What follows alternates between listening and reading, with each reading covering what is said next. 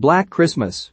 On the campus of Hawthorne College, Delta Sigma sorority sister Lindsay, Lucy Curry, is walking home after talking to her fellow sister Una, Zoe Robbins. Lindsay then gets a direct message from someone claiming to be Calvin Hawthorne, the school's founder. She thinks she is being followed by a random guy, only to see that she is being stalked by a cloaked figure wearing a mask. Lindsay tries running to another house for help, but another masked man is there. As she pleads for her life, the cloaked figure grabs an icicle and stabs Lindsay in the chest, killing her. He then drags her body away. In another sorority house, MKE, is Riley Stone, Imogen Poots, who lives with sisters Chris, Elise Shannon, Marty, Lily Donahue, Jessie, Brittany O'Grady, Helena, Madeline Adams, and Fran, Natalie Morris.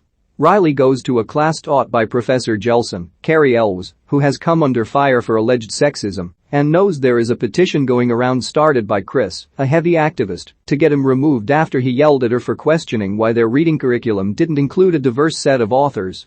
Chris is also noted for having a bust of Calvin Hawthorne removed due to Hawthorne's own noted personal history of misogyny.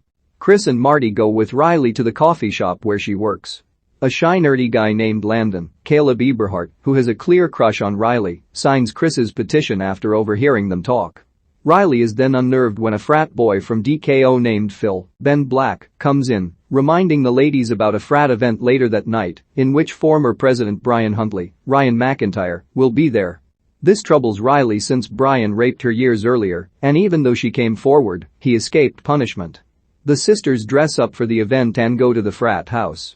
While the ladies practice their song, Riley wanders and finds a room where some frat brothers are performing a ritual with Hawthorne's bust, which is leaking black liquid from its orifices. Riley sees a pledge have some of the liquid smeared on his head. She then goes to another room where she finds Phil and Helena about to have sex, but seeing that Helena is far too intoxicated, she prevents Phil from taking things further, and Riley sends Helena home in an Uber. Unfortunately for Riley, Helena was supposed to perform with Chris, Marty, and Jessie, so Riley must now take her place. The ladies go onstage to perform, but Riley freezes up when she sees Brian's smug face looking at her. The other three help her before Riley gathers up the nerve to perform the song, which is meant to call out the frat's rape culture. The women in there love it, but naturally, the frat brothers react with anger. As they head to another party, Landon joins them. Meanwhile, a cloaked figure stalks Helena in her room. The next morning, Riley says bye to Fran, who is going away for the holiday break. After Riley goes to join the others in getting a Christmas tree, Fran is left alone at the sorority house where she is strangled with Christmas lights by a cloaked figure. While out on the town, Riley gets a call from Helena's mother, who says she never arrived home that day like she was supposed to. Riley then starts getting messages from the Hawthorne account that come off as threatening. She was also informed by Una that Lindsay never got back home that night either. Riley goes to campus security for help to report that Helena is missing, but she is met with clear indifference. The officer escorts her to the DKO house to see if any of them have taken Helena, but nobody answers, so the cop leaves. Riley then runs into Jelson, accidentally dropping his papers. Among them, she finds a list of the ladies' names, including her own. Jelson appears to intimidate Riley by noting that the college has sacrificed a lot to uphold certain traditions and that they have come too far to have their names tarnished. Riley runs back to the sorority house to confront Chris, who uploaded the full video of their performance from the night before, but she also recorded Riley saying, "That'll teach Brian not to rape another girl." She thinks the video is what is causing the DKO frat to antagonize them. Although Chris is apologetic, she defends her stance by saying that they cannot let the men try to scare them. Marty's boyfriend Nate, Simon Meade, interjects by saying that the ladies have been taking things too far and that they shouldn't assume all men are out to get them. Marty argues with him and sends him out. Jessie, who left the room due to arguing, goes to look for Christmas lights. After plugging one set in, she is attacked by a cloaked figure.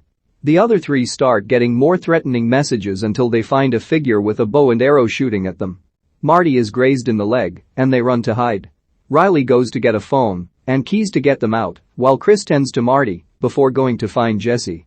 Chris comes across Jessie tied up in Christmas lights with a glass shard in her face. Downstairs, Nate shows up again and finds Riley. She tries to explain the situation to him, but he gets shot in the face with an arrow. The figure attacks Riley, but she stabs him in the throat with her keys, killing her. Another figure attacks as Chris and Marty come downstairs. Marty threatens him with a hatchet, but the figure stabs her in the stomach. Riley and Chris run to the kitchen and are attacked, but they stab the figure to death. Riley notices there was no blood coming out of him.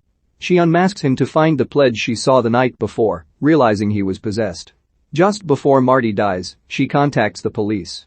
The same officer from earlier goes to Delta Sig to find Una killing a figure, but another figure kills the officer.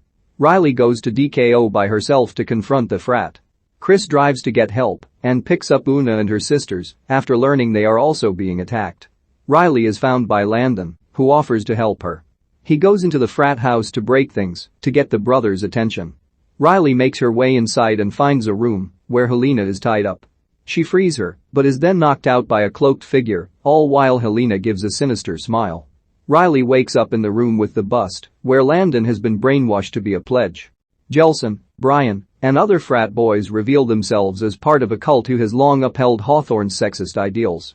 They discovered the bust leaked the black liquid and contained the power to allow Hawthorne's spirit to possess the pledges and give them inhuman strength. Helena was complicit and obedient, which allowed her to be spared. This doesn't last long as they use Helena to demonstrate their power by having a pledge violently break her neck. Riley appears to give herself up and submit, but she just uses it as a distraction to grab her comb to attack Brian. Soon, Chris leads Una and her sisters inside to fight the brothers. Brian attacks Riley, but she overpowers him and smashes his head hard enough to kill him. She then grabs the bust and destroys it, taking away the brothers' powers. Chris then grabs a lantern and throws it at Jelson, setting him on fire. The ladies and Landon leave and lock the brothers inside as the house burns to the ground. At Hawthorne College, a group of sorority sisters are being attacked by cloaked and masked figures. This turns out to be part of a ritual involving the fraternity that upholds the sexist traditions of the school's founder, Calvin Hawthorne. Riley Stone and her sorority sisters receive messages from someone claiming to be Hawthorne. After 3 of her friends are killed, Riley and fellow sister Chris get help from another sorority that is being attacked. They find that the frat pledges are being used to be possessed by Hawthorne's spirit to give them super strength and to keep women from overpowering them. This fails as the sorority sisters fight back, and Riley kills the former president who raped her. Chris burns their leader, Professor Jelson, while the ladies lock the brothers inside to burn to death.